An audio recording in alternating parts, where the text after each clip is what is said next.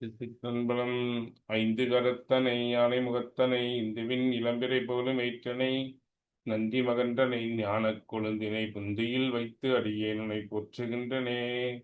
எல்லாம் அல்ல அருள்மிகு வடிவுடை நாயகியுடன் நமர் பாண்டி கொடுமுடிநாதர் திருவடிகளையும் எல்லாம் அல்ல சிவகாமியும் நமர் கூத்தப்பெருமானுடைய திருவடிகளையும் மனமொழி மிகளால் வழங்குகின்றேன். இதுவரை யாரெல்லாம் எனக்கு ஜோதிடம் கற்றுக் கொடுத்தார்களோ அனைத்து குருமாருடைய திருவடிகளையும் என்னை இந்த உலகுக்கு அறிமுகப்படுத்திய போட்டதற்கும் வணங்குமே குருநாதர் திண்டுக்கல் சுந்தரஜி அவருடைய திருவடிகளையும் மனமொழி மிகளால் வழங்குகின்றேன். சிவத்திருச்சிற்றம்பலம். அனைவருக்கும் வணக்கம். என்னைக்குமே உங்களுக்கு பிடிச்ச குரு, இப்போ எனக்கு சண்முகநாதன் ஐயா சொல்லிக் கொடுத்தாங்க, அவங்க தான் எனக்கு முதல் குரு, அவங்க தான் எனக்கு எல்லாமே. ஆனால் ஏன் நான் திண்டுக்கல் சிந்தராஜ் ஐயாவோட பேரை நான் சொல்கிறேன் அப்படின்னா, சண்முகநாதன் ஐயா திருவடி அடையும் பொழுது நான் கண்ணீர் விட்டதுக்கு என்கிட்ட சொன்ன ஒரே வார்த்தை, எனக்கு என்ன தெரியும், நீங்கள் என்னை விட்டு போகிறீங்களா ஐயான்னு சொன்னதுக்கு ஒரே வார்த்தை சொன்னார். என் மடியில் தான் உயிர் தெரிஞ்சுது. என்கிட்ட ஒரே வார்த்தை சொன்னார், ராஜான்னு ஒருத்தர் வருவான், அவன் உன்னை பார்த்துக்குவான் அப்படின்ட்டு. அப்போது ஐயா வந்தபோது நான் ஐயாவை பார்க்கல, சண்முகநாதனாக பார்த்தேன். அப்போது எல்லா குருவையும் அவருக்குள் அடக்கி பார்த்தேன். நான் கற்ற எல்லா குருவும் மொத்த ரூபம், அந்த தெய்வத்தின் ரூபமாக ஐயாவை பார்த்தேன். இந்த ஒவ்வொரு தடவையும் ஐயாவுடைய திருவடியை தொட்டு தொட்டு தொட்டு தொட்டு தொட்டு தொட்டு நம்மளை அதாவது இன்னைக்கு வந்து நம்ம ஃபேமஸ்ஸு பெரிய இது அதெல்லாம் விட்டுருங்க. கல்வி அப்படிங்கிற அந்த ஞானம் ஐயா கிடைக்கும்போது சில விடயங்கள் எனக்கு கிடைச்ச விடயங்களை வச்சுட்டு இன்னைக்கு அதில் உங்களுக்கு இவ்வளோ தூரம் நான் கிளாஸ் கொடுக்குறேன் அப்படின்னா அது அந்த ஒரு அபரிமிதமான ஞானம் எனக்கு கிடைச்சது. ஐயாட்ட நான் படிக்கலைனாலும் அது வந்தது தானாவே. அதனால தான் நான் என்ன சொல்றேன்னா, ஒவ்வொரு ஜோதிடரும் நம்ம எவ்வளவு வேணாலும் கற்றுக்கலாம், ஆனால் நமக்கு ஒரு குரு இருப்பாங்க. நீங்களும் நாளைக்கு குருவினுடைய திருவடியை வணங்கித்தான் நீங்க ஒரு விஷயத்தை ஆரம்பிக்கணும். அப்போ நம்ம அறியாம அந்த குருவினுடைய திருவடி நம்மை உயர்த்தும். இதை விட என்ன விஷயம் கேட்டீங்கன்னா, நீங்க குருவோட திருவடி எப்போ சொல்ல சொல்ல சொல்ல உங்க ஜாதகத்துல உங்களுடைய 9ஆம் பாவகமான அந்த குரு பகவான் உங்களுக்கு நல்லது செய்வார். நீங்க ஆத்மார்த்தமா சொல்ல சொல்ல சொல்ல நவகிரகங்கள்ல குரு ரொம்ப மகிழ்ச்சி அடைவார், மிக மிக மகிழ்ச்சி அடைவார். அந்த 9ஆம் பாவகம் சார்ந்த வினைகள் உங்களுக்கு தன்னால கழியும். குருவினுடைய திருவடியை நினைக்க நினைக்க பாக்கியம் அதிகமாகும். குரு உங்களுக்கு நேரடியா செய்யறாரோ இல்லையோ, உங்களுடைய பாக்கியங்கள் அதிகமாகும். எப்படி சிவாய நம மந்திரத்தை நீங்க சொல்லிட்டே இருந்தா அந்த மந்திரம் எப்படி உங்க வினைகளை கருக்குதோ, அதுபோல குருவினுடைய திருவடி உங்களுடைய வினைகளை கருக்கும். புரியுதுங்களா? அப்போ அந்த விஷயத்தை நம்ம வந்து மறக்கக்கூடாது. எந்த சூழ்நிலையிலும் மறக்கக்கூடாது. எந்த சூழ்நிலையிலும் மறக்கக்கூடாது. அதுதான் உண்மை. சரி, இப்போ கேள்வி பதில். இதுவரையில் எடுத்த பாடத்துல திருமண பொருத்தம், மற்ற நம்ம எடுத்த சித்தாந்த ஜோதிடத்துல உங்களுக்கு ஏதாவது விடயங்கள் தெரியல அப்படின்னா கேளுங்க, அதுக்கு உண்டான விஷயங்கள் நம்ம சொல்லுவோம். இப்போ நான் அடிக்கடி பார்த்தீங்கன்னா இலங்கை தமிழ்லாம் விடயங்கள் அப்படின்னு சொல்லுவாங்க. ஜெயராஜ் ஐயா எனக்கு ரொம்ப பிடிக்கும். எனக்கு பிடிச்ச இன்னொரு பெரிய குரு அவர். இப்போ அவரோடவே அந்த அவரையே மனசில் நினைச்சிட்டு இருக்கிறதுனால அவருடைய ஸ்பீச், அவருடைய பாணி, அவருடைய வார்த்தைகள் எனக்கு அப்படியே லகுவாக வர ஆரம்பிக்கும், இயல்பாக ஒட்டிக்கும். அது எப்படி வருது? நம்ம இன்னும் பயிற்சியில் எடுக்கலையே. ஏன்னா இலங்கை தமிழ் பேச்சு எனக்கு அப்படியே ஐயா பேசுறது சில சமயம் பேச்சு வந்து எனக்கு அப்படியே அந்த பேச்சு எனக்கு அந்த சாயல் வரும். என்ன எங்கோட கேட்பாங்க, இலங்கை தமிழ் பேசுறியாமாங்க, அது தூய தமிழ் அப்படிங்கிறது எனக்கு வர ஆரம்பிக்கும்.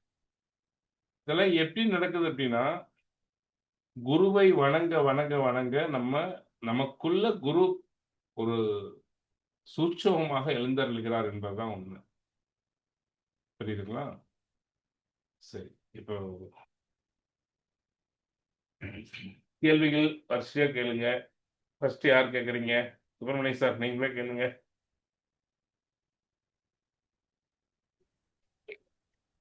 சார் கேள்விகள் இப்போ கேள்விகள் ஒண்ணும் இல்லையா? இல்ல, கேள்விகள் உண்டு, இப்போதைக்கு ஞாபகம் வர மாட்டேங்குது. நான் எதை? கேள்வி பதிலாகவும் சொல்லியிருக்கிறேன், எழுதி வச்சுக்கோங்கன்னு சொல்லியிருக்கிறேன். ஆமா. ம், ஆமா, இனிமேல் என்ன செய்றீங்கன்னா, உங்களுடைய கேள்விகள் எப்பவுமே கேள்விகள் எல்லா நேரத்திலயும் தோன்றாது.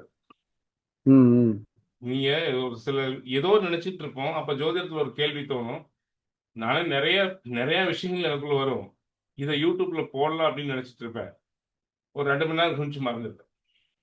மறந்து போயிடும்.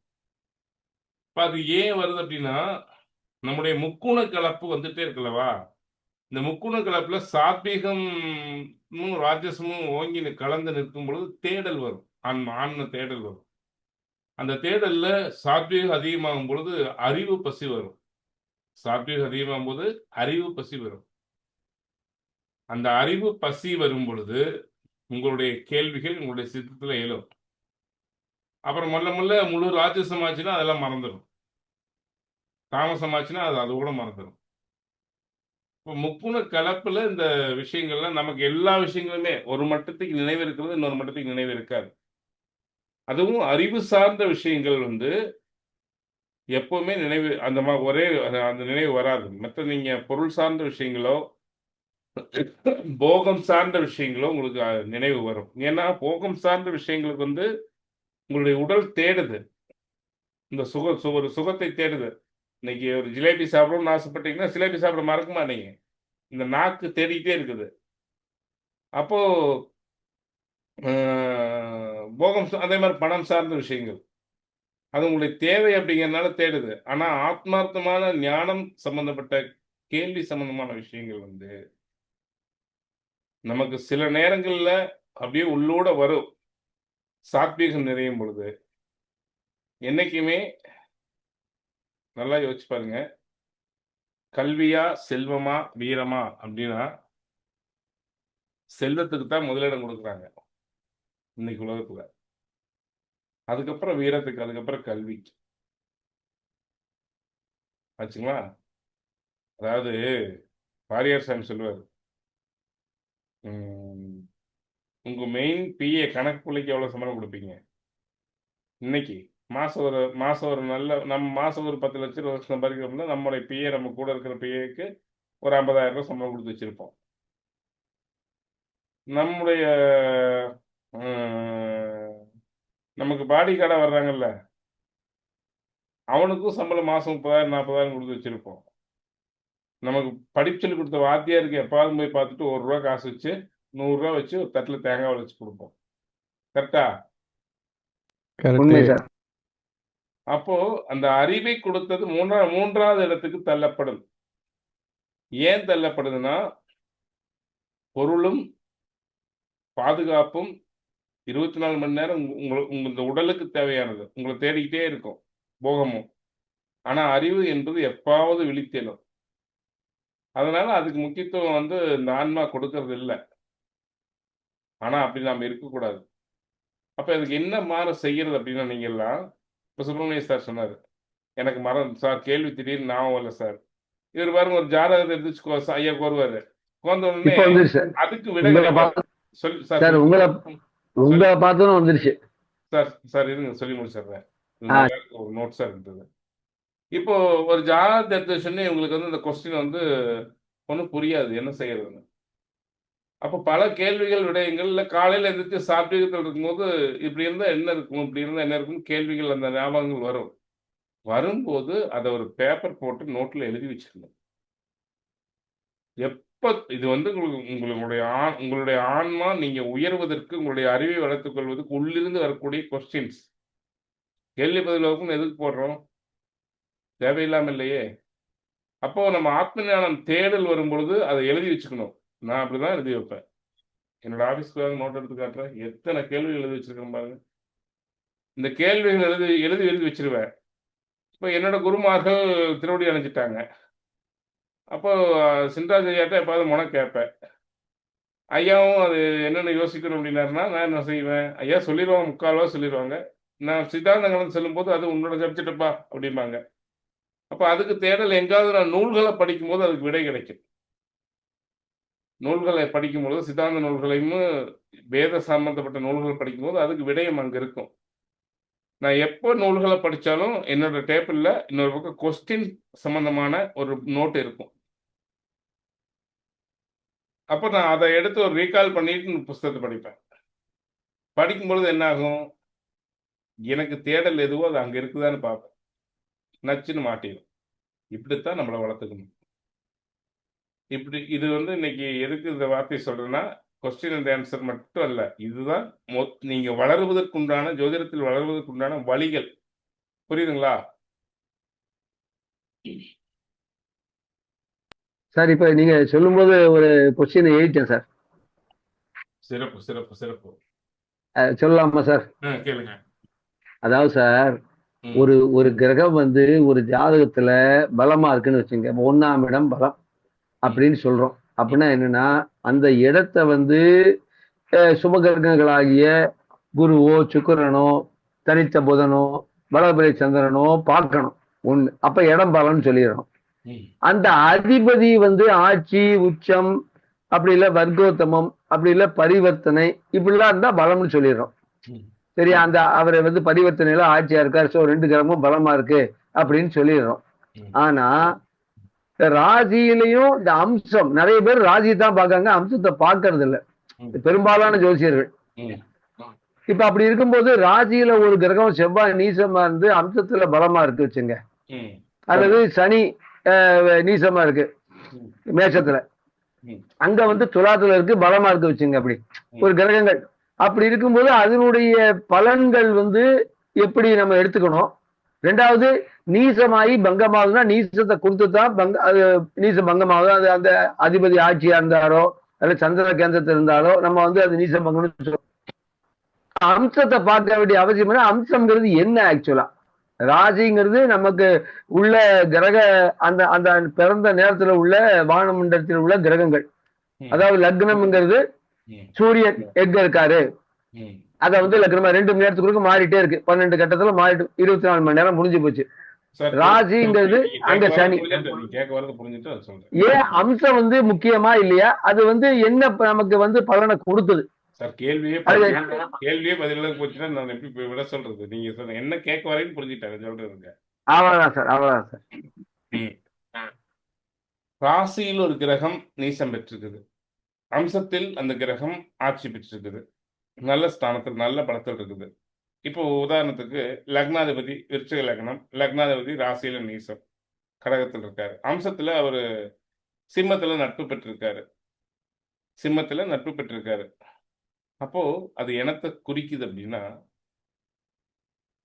செவ்வாய் என்பது லக்னாதிபதி விருச்சிக லக்னம், விருச்சிக லக்னத்துக்குரிய அந்த செவ்வாய் எப்பவும் விருச்சிக லக்னக்காரனுடைய அந்த குண இயல்பு இருக்கல்லவா, அந்த தோற்றம், அந்த கோபம், அந்த வேகம், அந்த ஸ்பீடு, இதெல்லாம் அந்த லக்னாதிபதி, அது செவ்வாய் விருச்சிக லக்னத்துக்கு செவ்வாய் தான் லக்னாதிபதி.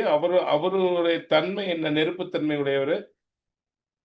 அவரு ராசியில பாக்குறதுக்கு பூத்த தணல் மாதிரி இருக்கார். பூத்து போன தணல் மாதிரிதான் தோற்றம் கொடுக்கும். அதாவது எப்படி சொல்றது, பலவீனமானவர் மாற, சாந்தமானவர் மாற, கோவப்படாதவர் மாற ஒரு தோற்றம் இருக்கும். இவன் என்ன பண்ணிவிட போறான் அப்படின்னு போய் மோதுவோம். அம்சத்துல அந்த கிரக பலமா இருந்துச்சுன்னா அது தோற்றத்தில் தான் அப்படி இருக்குது. ஆனா அம்சத்துல பலமான கிரகம், அந்த அம்சம் என்பது இறுதி தீர்வு. கடைசி வரலும் போராடி எப்பேருடைய பிரச்சனையா இருந்தாலும் எதிர்த்து அடிக்கும் செவ்வாய். இந்த லக்னாதிபதி செவ்வாய் எதிர்த்து அடிக்கும், ஒன்னும் பயந்துக்காது. பார்க்கறதுக்கு தான் அது பலவீனம் போல தோன்றுத ஒழிஞ்சு, உள்ளுக்குள்ள அம்சத்துல பலமாகும் கிரகம் பலவான்களே. முதல்ல ஒரு தோற்றத்தை கொடுக்கும், அப்படி கோவம் இல்லாத மாதிரி ஒரு ஒரு அமைதியான ஒரு தன்மை கொடுக்கும். நீசம் பலவீனமாக கொடுக்கும். நீசம் என்பது என்ன? வயதான தோற்றமாக கொடுக்கும். இந்த கெல்ட்டு செவ்வாய் என்னடா பண்ணிட்டு போறான் அப்படின்னு நினைப்போம். ஆனா அதே செவ்வாய் சிம்மத்துல நவாம்சத்துல இருக்குது அப்படின்னா ஆட்சி கூட பெற வேண்டாம். சிம்மத்துல நவாம்சத்துல நட்பு வீட்டுல சூரியன் வீட்டுல இருக்குதுன்னா ஆள் தோற்றத்தை பார்த்து தொட்டவங்க கேட்டான். லக்னாதிபதியா இருந்தா எந்த பாவகாதிபதியுமே ராசியில பலவீனமாகி அம்சத்துல பலமா இருந்ததுன்னா அதனுடைய உண்மை தோற்றத்தை ராசியில காட்டல. அம்சத்துல காட்டுற தோற்றத்தை அது அடைந்தே தீரும். அது பலம் பெற்றே தீரும். பார்க்கறதுக்கு தான் இப்படி இருக்க ஒழிஞ்சு, ஆனா அது பலமான கிரகமே. அந்த பலத்தை எப்ப தெரிய வரும்னா, ஒரு பிரச்சனை வந்து அதை கடக்கும் போது அந்த அவரோட பவர் என்னன்னு தெரியும். இவன் சாதாரண ஆள் தான் ஒருத்தர் நினைக்கிறமல்ல, அந்த அந்த பாவகத்துக்குரிய தன்மை, அந்த பாவகத்துக்குரிய எந்த காரகத்து விஷயமா இருந்தாலும் சரி, அது நடக்கும், அது நடந்து முடிக்கும் பொழுது அதனுடைய காரகத்துவம் வெற்றி பெறுவது கண்கூட தெரியும். வர்க்கோர்த்தம் என்ன செய்யணும் கேட்டீங்கன்னா, எப்போவெல்லாம் நீங்க துவண்டு விழறீங்களோ, முடியல அப்படின்னு துவண்டு போறீங்களோ, அப்போ வர்க்கோர்த்தமும் உங்களுக்கு அள்ளி பலனை கொடுக்கும். இந்த வர்க்கோர்த்தமும் அப்படிங்கிறது, வர்க்கோர்த்தம் பெற்ற கிரகத்தினுடைய தன்மை என்னன்னா, பேராசைப்பட்ட மாற்றத்து கொண்டை. இந்த வர்க்கோர்த்தம் பெற்ற, இப்ப லக்னாதிபதி வர்க்கோர்த்தம் பெற்றிருக்குது, சொன்ன வச்சே கேட்க மாட்டான். சொன்ன வச்சே கேட்க மாட்டான், யாருக்கும் கட்டுப்பட மாட்டான். அப்போ பேராசையோ இல்ல அதிக பிடிவாத குணத்திலோ ஒன்று செஞ்சா மாட்டு விட்டுரும். நிதானமா செய்யும் போது வர்க்கோர்த்தமும் அதிகமான வெற்றியை கொடுக்கும். அம்சம் என்பது என்னத்தை காட்டுதுன்னா, நம்ம அடிக்கடி சொல்லுவோம், அவன் தலையம்சமே அவ்வளவுதான்டா அப்படிம்போம். அவன் ராசி அப்படின்னு சொல்றது இல்லையே, அவன் தலை அம்சமே அதுதான் சொல்லுவோம். ராசி கட்டத்தில் நிற்கக்கூடிய கிரகங்களுடைய ஒரிஜினாலிட்டி பலத்தை காட்டுறதுதான் அம்சம். இப்போ ஒரு சிலர் பாருங்க, எங்க ஊர்ல ஒருத்தர் இருக்கார். இந்த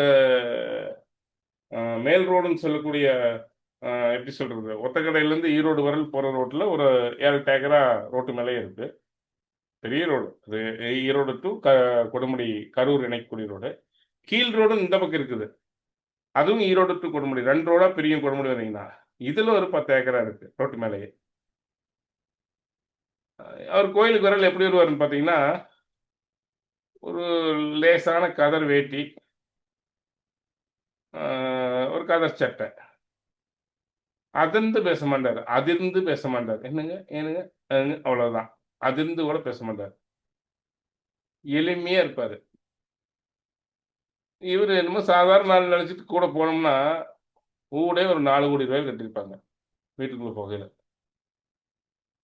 அவங்களோட கார் எடுத்துட்டு வந்து அவரோட பயணிக்கும் போது, கார் பார்த்தோம்னா கார் 60-70 லட்ச ரூபா கார் வச்சிருப்பாரு. 1 கோடி ரூபாய் கார் வச்சிருப்பாரு. ஆனா அது இங்கெல்லாம் கொண்டு வர மாட்டார். இங்க ஒரு அம்பாசிடர் வருவாரு. எங்காவது எட்ட போகையில பார்த்தோம்னா இவரா அவருங்கிற மாதிரி தெரியும். இதுதாங்க அம்சம். ராசியில பலவீனமான கிரகம் வெளி தோற்றத்துல பார்த்தா இவர் என்ன ஒரு மிடில் கிளாஸ் ஆட் இருக்குது அப்படின்னு நினைப்போம். ஆனா அம்சத்துல பலமான கிரகம் பணக்காரன். அதே ராசியில பலமாகி அம்சத்துல ஒண்ணும் இல்லைன்னு வச்சுக்கோங்க, நீசமாயிருக்குன்னு வச்சுக்கோங்க. இங்க பக்கத்துல, ஈரோட்டுக்கு பக்கத்துல ஒரு சில ஊர்கள் இருக்கு. தோரணங்காட்டியே வாழ்வாங்க. நான் ஊர் பேரை சொன்னா அது பிரச்சனை ஆயிடும், அதனால சொல்லல. சுத்தி சுத்தி கடனை வாங்கி சூப்பரா வீடு கட்டி வச்சிருப்பாங்க. வந்தா அப்படியே அயன் பண்ண சர்ட் அந்த அயன் கலையாம வருவாங்க. அவ்வளவு தோரணையா இருப்பாங்க. அது கூட சொல்லுவாங்க, அந்த ஊருக்கு பொண்ணு கொடுத்து நம்மளால சமாளிக்க முடியாதா போவாங்க. பேசுறதெல்லாம் பார்த்தீங்கன்னா வண்டி வண்டியே பேசுவாங்க. வீட்டுக்குள்ள வேணா ஊரை சுத்தி கடைக்காரனா கொண்டிருப்பான். பார்க்கறதுக்கு தோற்றத்துல அம்சத்துல பலமான கிரகம் பலமா தெரியும். சாரி, ராசியில பலமான கிரகம் அம்சத்துல பலவீனமாயிருச்சுன்னா அது அதனுடைய நீசத்தன்மையை அடைந்தே தீரும். அப்போ ஒரு ஜாதகம் எப்படி இருக்கணும்னா, ராசியினுடைய பலத்தை விட அம்சத்தினுடைய பலம் அதிகம் இருந்தால் தான் ஜாதகம் ஒரிஜினாலிட்டியில உயர்ந்த ஜாதகம். சார், நீங்க கேட்ட விடயத்துக்கு சரியான பதில் வந்துருச்சா? சார் மிக மிக சிறப்பு சார். இது ஒரு சின்ன ஒரே ஒரு கொஸ்டின் சார், அவ்வளவுதான் சார். சரி சரி சரி. ஏன்னா உங்களுக்கு விடயம் கரெக்டா வந்துருச்சா, புரிஞ்சிருச்சா? சார் சார் மிக மிக சிறப்பு. அதாவது நீங்க என்ன சொன்னீங்க, ராசி வந்து கட்டம் அது காட்டுது நம்மள. ஆனா ஒரிஜினாலிட்டிங்கிறது வந்து நமக்கு அம்சம். அம்சத்துல எப்படி அம்சம் தான் பலம். இப்போ கெட்ட கிரகம், லக்னத்துக்கு கெட்ட கிரகம், நமக்கு தீய செய்யக்கூடிய கிரகம், ராசியில பலமா இருந்தா அம்சத்துல பலவீனமா இருந்தா நல்லதா கெட்டதா? ரொம்ப ரொம்ப நல்லது சார். Very good. அது நம்மள ஒன்றும் ஸ்பெஷலா செஞ்சிடாது. ராசியினுடைய ஒரு பலத்தை மட்டும் வச்சு ஒன்றும் செஞ்சிட முடியாது. போக போக முதல்ல அடிக்கிற மாதிரி விரவு கட்டை எடுத்து சாத்துற மாதிரி இருக்கும், ஓங்கிரும், ஒரு அடி கூட விழுந்துடும், 4வது அடி 5வது அடி அடி குறைஞ்சிரும், அப்படியே என்னால முடியலன்னு விட்டுரும். இந்த ராசியில பலவீனமா இருந்து அம்சத்துல பலமாச்சுன்னா என்னாங்கன்னா, முதல்ல ஈக்கு மாத்திரை அடிக்கிற மாதிரி அடிச்சுட்டு அப்புறம் உள்ளுக்குள்ள கூட்டு போய் விரவு கட்டை எடுத்து சாத்திடும். புரியுதுங்களா சார்? நூர் சார். சிறப்பு சார். ஐயா புரியுது புரியுது புரியுது. அப்போ அம்சத்தை கணக்கிட்டே ஆகணும். இப்போ நம்ம சின்ராஜ் ஐயாவெல்லாம் வந்து அம்சத்தை பார்க்கவே மாட்டாரு. அவர் என்னத்தை பார்க்குறாருன்னா, நட்சத்திர சாரத்தை பார்த்தோன்னே அம்சத்தில் இங்கதான் இருக்குன்னு முடிவு பண்ணிடுறாரு. அவர் நட்சத்திர சாரத்தோடு நின்றாரு. சாரத்தை பார்த்தாலே அங்க அம்சம் தெரிஞ்சிருதில்ல, அதனால அம்சத்தை பார்க்கவே தேவையில்லை சார். சாரத்தை பார்த்தாலே அம்சம் இப்படித்தான் தெரிஞ்சிருமே, கால்குலேஷன் வந்துருமே. புரியுதாங்க சார்? சுப்பிரமணிய சார். ஆமா சார், ஆமா சார், ஆமா சார், ஆமா சார். இந்த சாரத்தில் நிக்குதுன்னா அம்சத்தில் இங்கதான் நிக்கும் கணக்கு போட்டுடலாமல்ல? கண்டிப்பா கண்டிப்பா போட்டுடலாம் சார், கண்டிப்பா போட்டுடலாம். சார் சார் நீங்க வந்து திண்டுக்கல் போற பஸ்ல ஏறிட்டீங்க. நீங்க திண்டுக்கல் தான் போறீங்க முடிவு எல்லாமே. திண்டுக்கல் டிக்கெட்டும் எடுத்துட்டீங்க. கண்டிப்பா கண்டிப்பா. அதுதான். ஏமா? சரிங்க. அடுத்த கேள்வி. அடுத்த ஒரே ஒரு கேள்வி சார், நீங்க உங்க பர்மிஷன். ஒருத்தருக்கு ஒரு கேள்விதான். அடுத்த கேள்வி கேட்கலாம். சரி சார், சரி சார். அடுத்த ரவுண்ட்ல கேட்கிறேன் சார். பாலசுப்ரமணிய சார் கேளுங்க. விரைவில் அடிப்படை வகுப்பு உயர்நிலை வகுப்பும் இன்னொரு 2 கிளாஸ், இந்த கிளாஸ் முடிச்சுட்டு விரைவில் புது பேஜ் ஆரம்பிக்கப்படும். இது வந்து யூடியூப்ல இந்த வீடியோ கொடுக்க போறோம். நம்முடைய புதுசா யாராவது ஜோதிடத்தில் சித்தாந்த ஜோதிடம் அடிப்படையும் உயர்நிலையும் கற்றுக்கொள்ள வேண்டும் என்றால் நாங்க இதுல வீடியோவில் கீழே நம்பர் கொடுப்போம். அந்த நம்பருக்கு